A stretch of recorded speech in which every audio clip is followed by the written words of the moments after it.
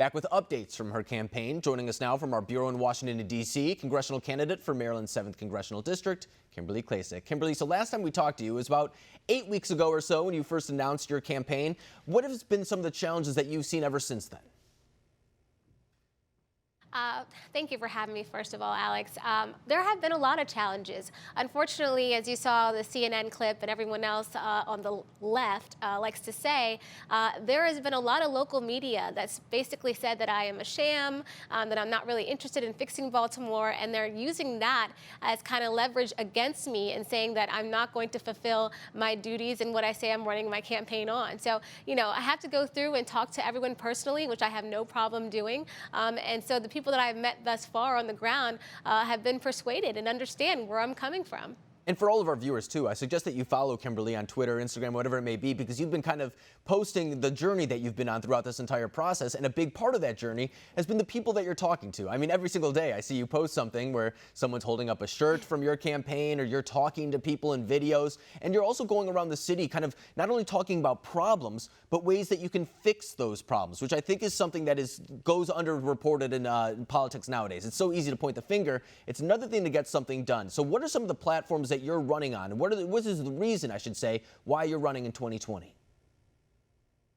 Yeah, so my slogan is real problems need real solutions, and that's the truth. We haven't seen a ton of leadership in Baltimore or in District 7 as a whole. I think a lot of people don't understand that District 7 is made up of Baltimore City, parts of Howard County, and parts of Baltimore County. In Baltimore County, we're up 52% in crime and violence, and a lot of that stems from the problems that they have in the city.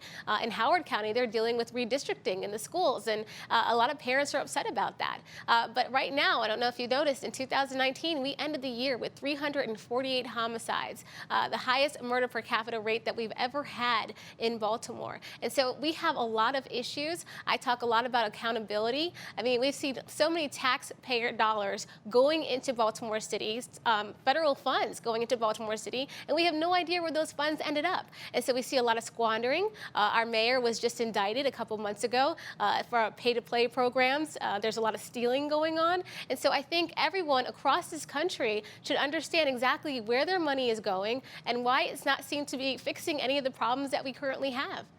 And with that being said, too, one thing that I've noticed about your campaign is that you are focusing on your district. I mean, sometimes when you look at these campaigns, a lot of people who get national attention, I mean, if you're a Democrat, it's about going against President Trump and speaking out against his agenda. And a lot of times, too, if you're a Republican, it's about stepping up to Nancy Pelosi, Chuck Schumer, kind of curbing what they're doing in Washington. But what you're doing is very much so what, I mean, a congressperson should be doing. You're looking at your district, the problems that are taking place in your district. So let me ask you this. If you were to get to Congress, assuming that you were to win your congressional bid, what type of lawmaker do you hope to be in Washington?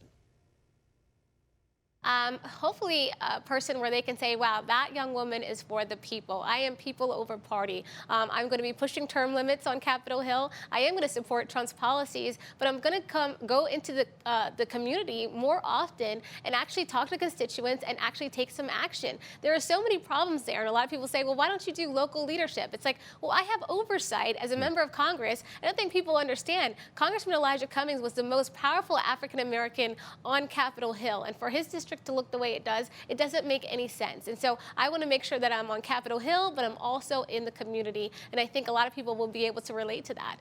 And I think that something to be said about that, too, is if you were a Democrat, for example, you would be all over MSNBC, CNN, you'd be on every single network, I'm assuming. I mean, you're a young, very successful woman who's making a difference in her community. That's something that all people should strive to do, regardless of political affiliation. However, you said that there's local media that isn't necessarily giving you a fair take. You're kind of being smeared by some of the national networks, as we showed in those clips from CNN, whether it be Ava Ryan, Brian Stelter, whoever it may be. Is that one of the hurdles that you're facing this campaign cycle, is the media coverage? It absolutely is. I mean, unfortunately, people don't even see that I've been in Baltimore City for 7 years with my nonprofit. We do workforce development. So after over 7 years, I've helped over 200 women become gainfully employed. 30% of those women went on to be financially independent. But people don't hear about that. You know, they hear about whatever the left wants to throw at me. And so it's frustrating, but you know what? I'm a fighter and I'm not going to give up. We've already seen that firsthand. I mean, once again, I advise everybody to follow Kimberly on social media. You keep everyone well updated with your campaign, and you're very transparent about it, too. I think that's one thing that's very important nowadays, is that people like authenticity. They want their candidate to be genuine. So really quick, before I let you go, if people want to learn more about your campaign, can they go? Yes, you can go to kimkforcongress.com and you can sign up there if you want to volunteer, but you can also donate there. And I'm also starting to put out many of the issues and solutions that I'm going to be proposing when I do step foot on Capitol Hill. So very much stay tuned for that. Kimberly Klacik, we'll be sure to keep up with your campaign. We'll have you on once again to kind of see where you're at maybe 8 weeks from now. But Kimberly, thank you very much for joining us tonight.